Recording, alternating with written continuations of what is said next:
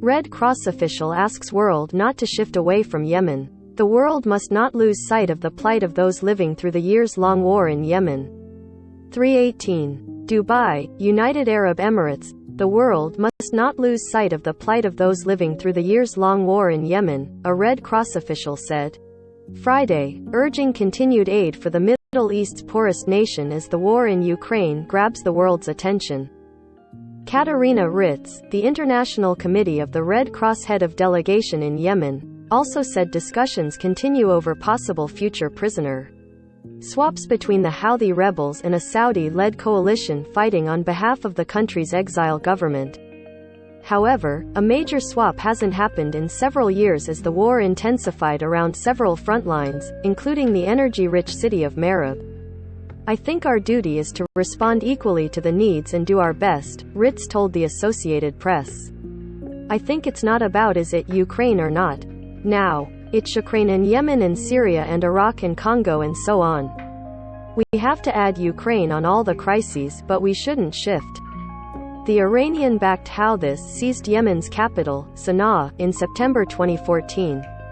A Saudi-led coalition entered the war in March 2015 to back the country's expelled government. In the time since, Yemen has become one of the world's worst humanitarian crises.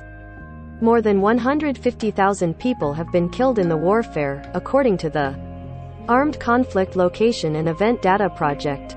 Those include both fighters and civilians. The most recent figure for the civilian death toll in Yemen's conflict stands at 14,500. Also, Saudi airstrikes have killed hundreds of civilians and targeted the country's infrastructure. The Houthis have used child soldiers and indiscriminately laid landmines across the country. Meanwhile, the splintered nation has faced the coronavirus pandemic and still sees African migrants hoping to cross Yemen and reach neighboring oil-rich Saudi Arabia. The country also has been on the brink of famine for years, a crisis that may be exacerbated by Russia's war on Ukraine. Yemen imports some 40% of its wheat from Russia and Ukraine. Now obviously, we have the wheat supply, which will have an impact on the food supply for Yemen, Ritz said.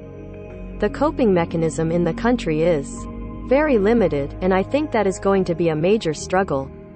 Meanwhile, the Red Cross continues to have access to prisoners held by militias, the Houthi-controlled government in Sana'a and that of the Yemeni government in Aden, Ritz said. In 2020, the warring sides engineered a mass prisoner exchange, but there hasn't been one of a similar size since. A 2018 agreement in Stockholm saw the sides agree to swap over 15,000 prisoners. The dialogue between the parties is ongoing. The negotiation has never stopped, Ritz said. I think it is an important part also to keep the parties on the table engaged. The Houthis meanwhile have seized nearly a dozen former Yemeni employees of the U.S. Embassy in Sana'a. Asked about their case, Ritz said prisoners' families would need to come forward to the Red Cross for its assistance. She declined to say whether the families had.